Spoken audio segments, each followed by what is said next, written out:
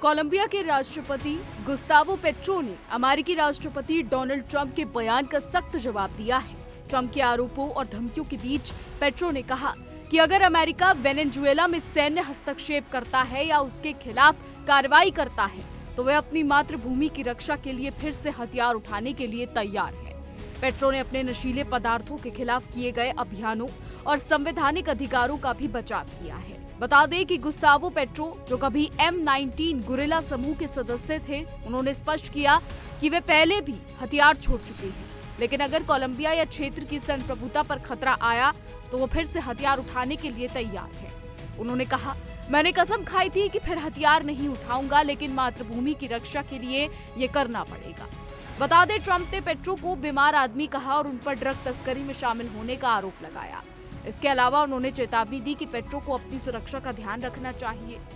Petro ने Trump के इन आरोपों को खारिज करते हुए कहा कि उनके खिलाफ सबूत नहीं है और उन्होंने अपनी सरकार के एंटी नारकोटिक्स रिकॉर्ड का हवाला दिया। पेट्रो ने कहा कि उनकी सरकार ने दुनिया की सबसे बड़ी कोकीन जब्ती की निगरानी की, कोका की खेती में वृद्धि को रोका और लगभग 30,000 हेक्टेयर में स्वैच्छिक फसल प्रतिस्थापन कार्यक्रम लागू किया।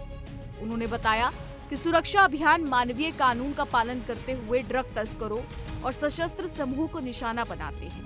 पेट्रो ने चेताया कि यदि अमेरिकी सेना बिना सही जानकारी के ड्रोन या बमबारी करती है तो ये बच्चों और नागरिकों की जान को खतरे में डालेगा। उन्होंने कहा कि अगर राष्ट्रपति मादुरो को हिरासत में लिया गया तो ये जनता के गुस्से को भड़का देता है और क्षेत्रीय अस्थिरता पैदा करता है। पेट्रो ने यह भी कहा कि ट्रंप प्रशासन दक्षिणपंथी विपक्ष का समर्थन कर रहा है, जो कोलंबिया में आगामी चुनाव में सत्ता में आने की कोशिश कर रहा है। उन्होंने जोर देकर कहा कि कोलंबिया में लोकतांत्रिक प्रक्रिया और संवैधानिक अधिकारों का सम्मान होना चाहिए और किसी भी बाहरी हस्तक्षेप से शांति और स्थिरता खतरे में पड़ेगी। आपको बता दें, ट्रंप और वेनेजुएला के राष्ट्रपति निकोलस मादुरो को लेकर चर्चाएं काफी पहले से तेज थी। ट्रंप लगातार निकोलस मादुरो पर ड्रग तस्करी का आरोप लगा रहे थे। वहीं उन्होंने निकोलस मादुरो को अपनी आतंकवादी लिस्ट में भी शामिल कर लिया था, जिसके बाद अभी कुछ दिनों पहले निकोलस मादुरो को वेनेजुएला से उठा लिया गया, साथ ही उनकी पत्नी को भी उठाकर अमेरिका लाया गया।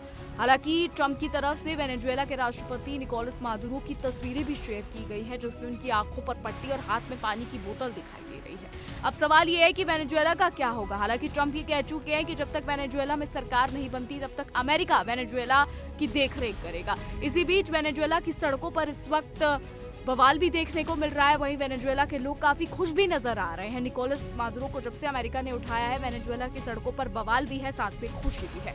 अब देखना ये होगा कि क्या कुछ होता है, लेकिन फिलहाल रिपोर्ट्स तो ये भी आ रही हैं कि ट्रंप ने कोलंबिया को धमकी दी, ट्रंप खामनेई को भी धमकी दे चुके हैं। तो अब देखना ये होगा कि क्या कोलंबिया के राष्ट्रपति देश छोड़कर जाते हैं या नहीं, क्योंकि खामनेई को लेकर अगर बात करें तो उनको लेकर ये रिपोर्ट सामने आ रही है कि शायद खामनेई रूस भाग सकते हैं, परिवार के बाकी लोगों के साथ वो रूस भाग सकते हैं। फिलहाल अब आगे देखना होगा कि क्या कुछ होता है। हमारी आज की रिपोर्ट में बस इतना ही। आपकी क्या राय है इस पर कमेंट के जरिए जरूर बताइएगा और ऐसी देश और दुनिया की तमाम बड़ी खबरें जानने के लिए देखते रहिए इंडिया डे।